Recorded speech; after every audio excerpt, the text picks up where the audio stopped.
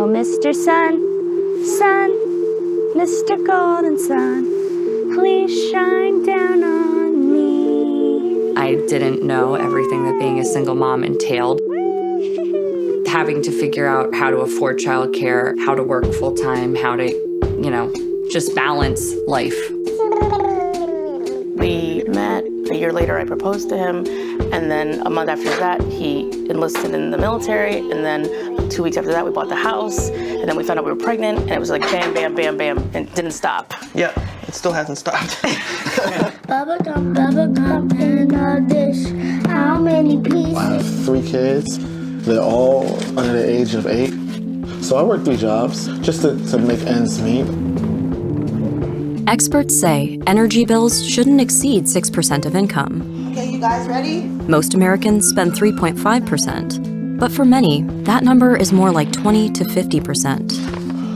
It's due on the 3rd. Approximately 30% of our income go towards our energy bill.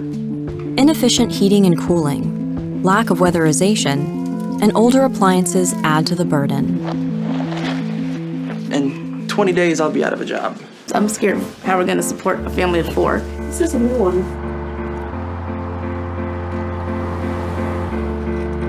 I would say rent, utilities, and food. Well, I think the 4th expense would be kids. Yeah, of course. Yes. Towards the end of my pregnancy, I lost my job, so I had no income. So I'm in an energy assistance program. There you go. It's still hard to afford, but it's made it a lot more affordable than if I wasn't in the program. Ready to go outside, Bodhi? My biggest fear when it comes to getting our energy bill that might be outrageous is how will we be able to afford it? We just have to take money maybe out of groceries and then allocate that towards our bills. Being in a basement-style apartment, I found out that the insulation here isn't that great, so I'll put towels up against the windows and under the doors just to make sure it stays insulated in here. Thank you, Dad. There's days it's colder inside than it is outside. Big kisses. The success that everybody around you has, you want that too, but the struggle is real, like, we have it hard. This year, Nest is launching a 5-year commitment to lighten the energy burden. By working with partners to make 1 million energy and money-saving smart thermostats available to homes in need, and every new Habitat for Humanity home built in the U.S. this year. And by raising awareness, matching donations, and providing relief. So that every family can have light in the dark and heat in the cold. Learn about the energy burden in your neighborhood at nest.com/powerproject.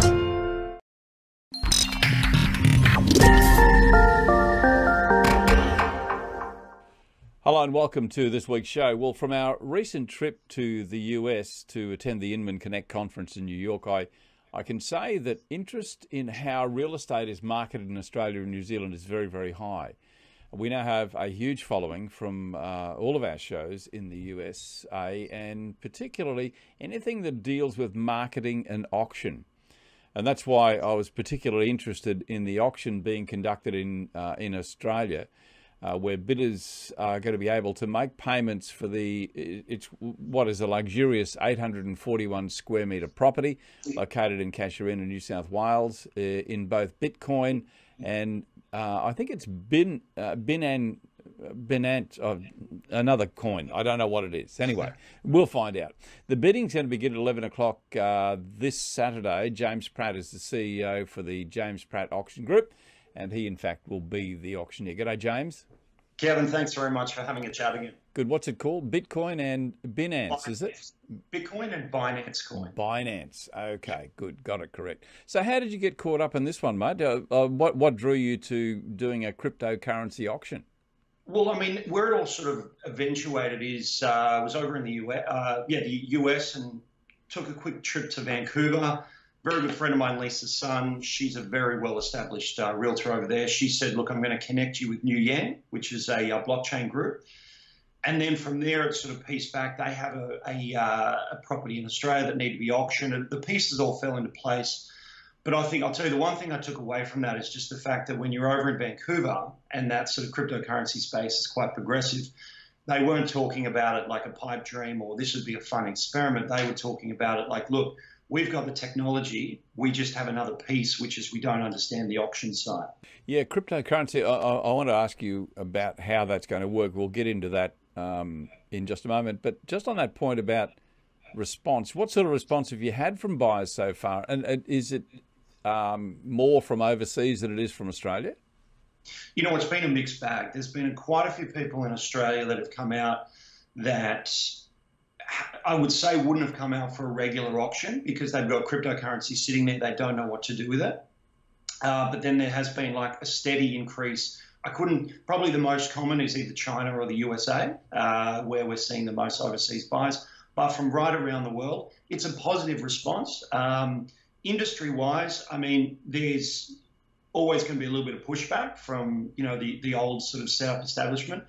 But I think in all, it's been really positive. And it's obviously one of those things where people have an interest because they have a vested interest rather than just curiosity. I'm going to take a look at a video now that James has allowed us to use. It's on YouTube. But it just gives you a rundown on the property itself and how the bidding is going to work. We'll just go to that video now, then we'll come back and have a talk to you about how people are reacting to it, James. So let's go with that video. Yep.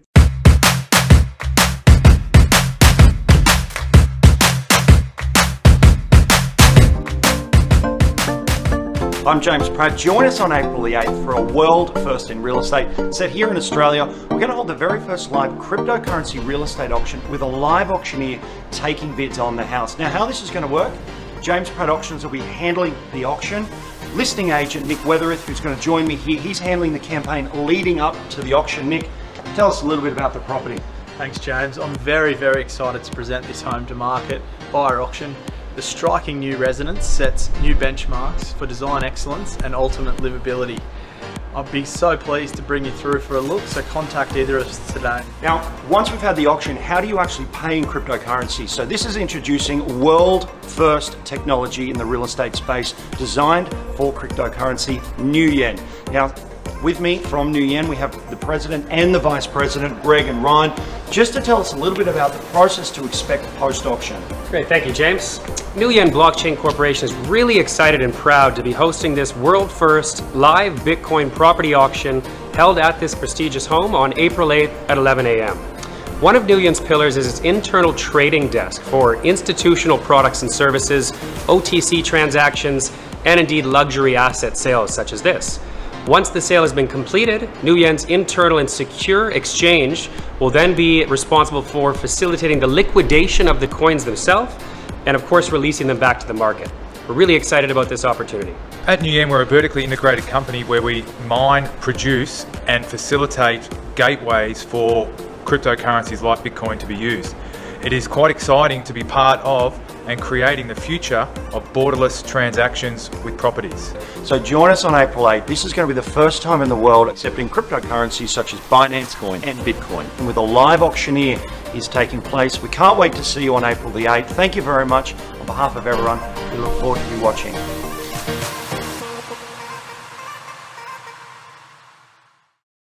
Yeah, it's a really interesting situation, James. Is Australia ready for cryptocurrency in real estate? You know, I think yes. The obvious answer is yes. Australia does things very, very well. And you sort of hit on it before in your intro when you were talking about, I think we do auctions extremely well. So for a country like the US who doesn't do auctions, they can certainly learn from us in that aspect. We learn from them in a lot of other things. So I think if we've already got this already established process, let's say the auction process, I think we should be adding to it. That's not saying we're taking away from the mainstream way of selling a property in Australia. I think it's just basically adding another branch to the tree, just adding another aspect. You can buy and transact real estate, which may capture another buyer or suit a vendor better. Is anyone who doesn't have cryptocurrency going to be able to bid? Yeah, so how it's going to work is obviously the auction's going to be called in Bitcoin, but there'll be a screen on the background, which is going to be converting the Bitcoin into AUD and US dollars. So you can see obviously what the Bitcoin what's it going to be calculated to on the day. How that'll work is, look, if you do have cash, and you don't have Bitcoin, but it's up to, say, 500 Bitcoin, and that converts to, $2 million, and you've got $2 million cash, there's an opportunity for you to buy it in the Bitcoin and have that straight away converted to cash, so that your deposit is technically cash. You've bid in Bitcoin, but you can see obviously the exchange on the day, what it is and what it goes up to. The other option there, of course, if someone's bidding in Bitcoin, of course, they can see how much they're getting for value on the day, because the screen's going to show AUD and USD value as well. Does Bitcoin value move much, like minute by minute? It's going to be updated, refreshed as quick as we can get it. That's going to be the main aim, if we can update it as quick as possible. But generally speaking, it's not going to change too much minute by minute, unless some huge event happens in the world. But it'll be right up as far as we can get it on the day. Let's talk about settlement for a moment. Is it going to be settled in Bitcoin, or will it be settled as a normal transaction with AUD? That's a really, really good question. So how we've set up the post-auction part of it is really giving the buyer a couple of choices which will make it most easy for them. Probably the common way that we're going to try and look to do it is you buy it in Bitcoin. So let's say you buy it in 800 Bitcoin. It's going to be a 4% deposit. So automatically it's more convenient than a 5% or the regular 10% you see. So it's a less of a deposit. That deposit is then going to be straight away converted into cash, and that cash is going to sit in the trust account. So basically, you buy in Bitcoin, it's converted to cash on the exchange, and then come settlement, you've got the rest of that time to obviously pay that into Bitcoin. Now, if the purchase is, listen, I want to buy the whole property now, I want to pay the 800 Bitcoin, and I don't want the standard 6-week settlement. I can transfer this now and it's done today. We're giving the person the opportunity to talk with the vendor who said, I'm open to a shorter settlement, and seeing if we can work on common ground to get away from the 42 standard day settlement period and look to getting as short as we can. So there's a few moving pieces, but the end goal here with why we've got the moving pieces is we want to have options for that buyer. So it's not, I've got a 42-day settlement period, 10% deposit, and that is it. You can't change that. It's, if you buy in Bitcoin, we can obviously look for a shorter settlement, because the great thing about obviously transferring and having a settlement in Bitcoin is that if you're coming from overseas, you don't have that longer transfer cost, you don't have the longer transfer fee time, all of that. It makes it a little bit more user-friendly. Yeah, because that's one of the big benefits of cryptocurrency. With blockchain transactions, they're nice and secure, and they can actually happen very quickly. So it's good to see that they. What's the difficulty though with setting your own settlement time frame? Because is it all to do with the title? Yeah. So we have a contract at the moment, and we've kept the standard 6-week settlement. So on the contract, it's 6 weeks. But what we're telling the registered parties is that the owner is willing to look at a shorter settlement if that's going to work for you. I mean, some people, for example, an overseas buyer who says, look, I'm not going to be in Australia for another 2 months. I'm happy with a 6-week settlement. That works for them. But we're making them aware that we're transacting in Bitcoin, which will be paid into cash. So that's all going to come up fine. But we're making them aware that, look, because we have that Bitcoin, we have that easy transaction, the owner's open to a shorter settlement, and you can be as well if that works for you. Are there any particular houses or properties that Bitcoin work best for? And I would think that this property, as you would have seen from the video we played earlier, is a very upmarket property. Does it work better for that style, do you think, James? Well, it's really interesting you say that, because I work with a couple of really good brokers in Los Angeles, and one of them from Hilton Highland, he was telling me that, and they do, anyone that knows Hilton Highland, they do I would put the, sub $5 to $100 million properties. He was telling me about a week ago, he said, it's really interesting what you're doing, because we're seeing a huge increase in 2019 of people coming to us saying, will the owner look at a Bitcoin? And he said the big thing over there is that if they're willing to look at spending Bitcoin in a, $30, $40 million property, chances are it's going to work for all the tiers down, such as, if the highest hanging fruit works, it'll work for the lowest hanging fruit. It's not we're starting at the bottom. But I will make one point that I found during the process with this is that a lot of development companies are coming out and they're saying this will work great for us, A, because we're working on mass volume, and B, because a lot of our clientele, if they're overseas, they're looking for an investment property, they may never live in the property, they're just interested in how they can do an easy transaction. This could be something that suits them in the future. Well, we're all going to be watching with interest, James. No doubt you'd probably be a little bit nervous about how it's all going to go as well. Pieces, yeah. I mean, everything relies on this technology, not just, streaming the video or streaming the auction live, but how it's all going to be transacted. So we'll watch it with great interest, my friend, and congratulations on what you're doing, James. Well done. Thank you very much, Kevin. Really appreciate being on the show again.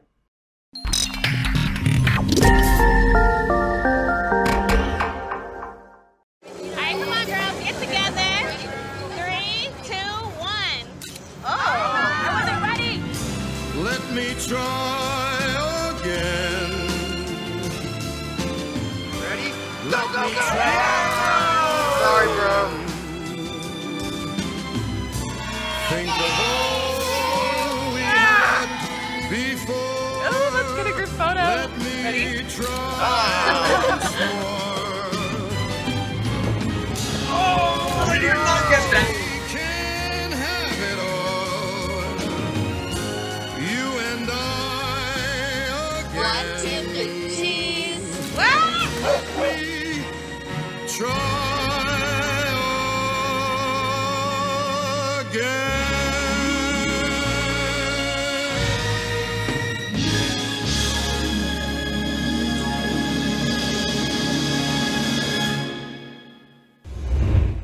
Hi, I'm Steve Pizzardi and I'm Audi's Chief Driving Instructor. Today we're talking about the Audi Sport range. Let's go for a drive.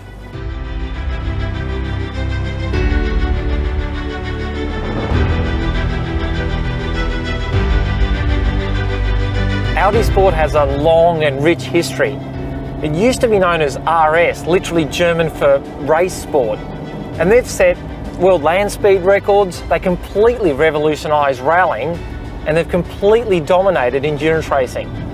Audi Sport have been associated with some absolutely legendary names in the sport. Names like Bernd Rosemeyer and Walter Röhrl, Tom Christensen, multi Le Mans winner, and even Michelle Mouton, who was famously known as the world's fastest woman. She nearly won the World Rally Championship, just a point off. There's no one ingredient to motorsport success. You need world-class engineers, you need world-class engineering, you need a bunch of passionate people that have nothing on their mind other than succeeding at the highest levels of motorsport. Audi Sport has had all of those things, but it's also had one ace up its very sculpted German sleeve, and that's always been Quattro. Born in the early 80s, Quattro, the world's best all-wheel drive system, first revolutionised and then completely dominated rallying. More grip means more acceleration, of course. It seems like a no-brainer now, but back in the day, it was still up for debate whether there was actually an advantage in motorsport.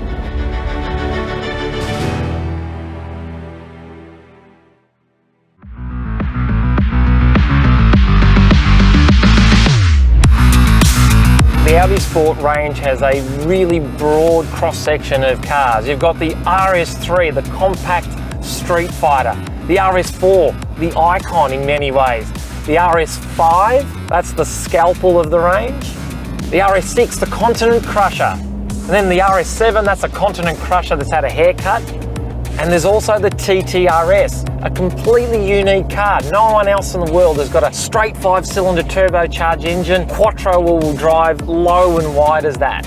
There's even the RSQ3, the car that brings Audi Sport DNA to the SUV range. And of course, the halo of the entire Audi Sport range, the R8. As soon as you start driving an R8, you can immediately feel the motorsport technology that's gone into that car. And it makes perfect sense because over 50% of the componentry in the R8 is actually shared with the R8 LMS race car that's won at Nürburgring and Bathurst. And actually the R8 LMS is still being actively campaigned in GT series all across the world. It's actually now the most successful GT car in history. It's had more victories than any other brand. Audi Sport's motto is born on the track, built for the road. And as soon as you get in one and you drive one passionately fast, it becomes very apparent. They're just alive.